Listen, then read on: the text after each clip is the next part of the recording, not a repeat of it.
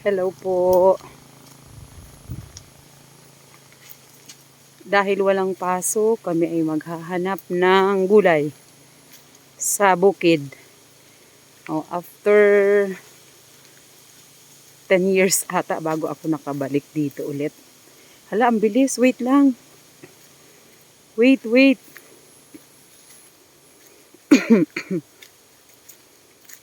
Hala, mamaputik siya Kasi nga sobrang ulan kahapon. Hala, wala na yung kasama ko. Wait lang. Wait.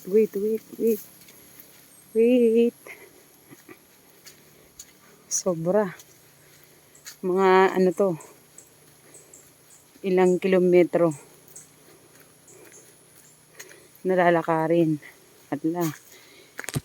Bahala na. Ayan. Nakita ko na. Ayan. Hala, bilis.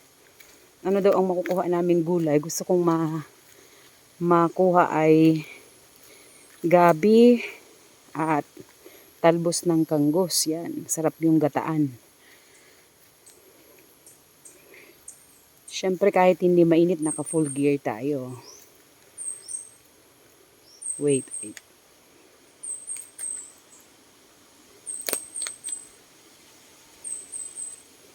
Hala. Careful tayo. Yan. Saan na? Wait lang.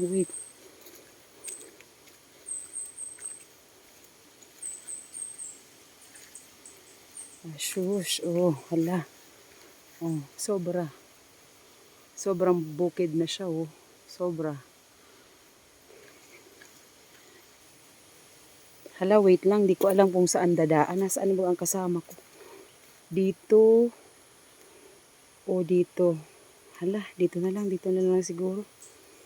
Dito na lang siguro, Sana tama. Ayun. Naghihintay na sa akin sa kabila. Wait lang. Mga perang kilometro pa. Ha? Grabe, wait lang. Wait.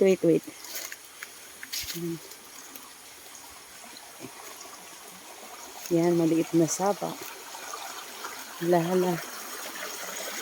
Grabe po, makikiagi po. Oops.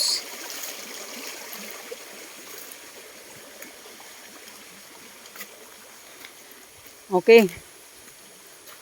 Pogi.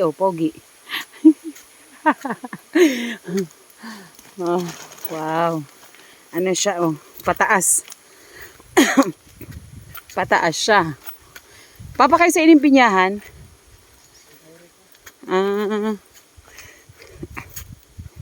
Diba, Kasi, sawa nang palaging nasa bahay kaya. Akyat din pag may time, pero, hala, naghihingal na ako. Medyo mapagod. Hala, pataas siya, Hala, aray. Literal. Wait. Aray ko. Mayong kaputan. Basa ng tsinelas ko. Hala. Pataas talaga siya, literal. Hala ka.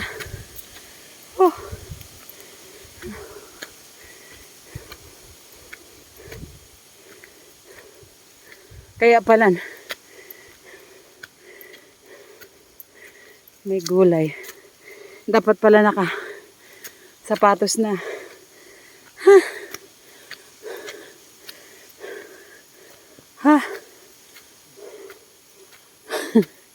Nakakapanibago. Nakapirang paingalo ka na. Ako.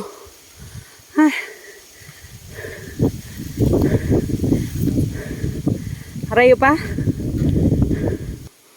Wow. Ayan, Katmun tree.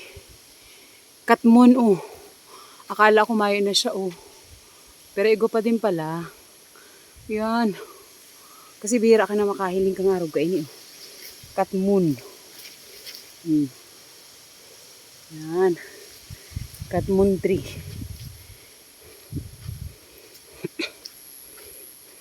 Hala. Mayo na naman si kaibahan. Ah, sus Maria, si kaibahan ko. Okay. Pangalawang pababa na to. Pangalawang pababa na. Pero okay lang pagpababa. Medyo carry. Ang mahirap ay ang pataas. Sobra. Oh, wow.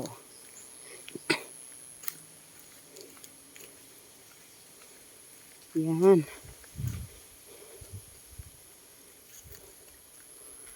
Okay.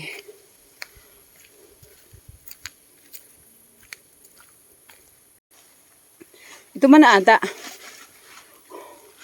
Parang kay Papa na yung pinyahan. Ano? Mayo digding linta pa. Aray ko. Hala. Hala, hala, hala. Uy. Uy. Baba ka may. Oh! May gula ay. Ay.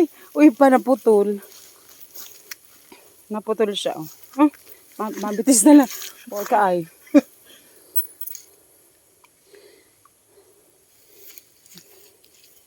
Pag may linta na, naku. Ini na si kay Papa. Yan. Oh, di ba? Ang ganda niya, no?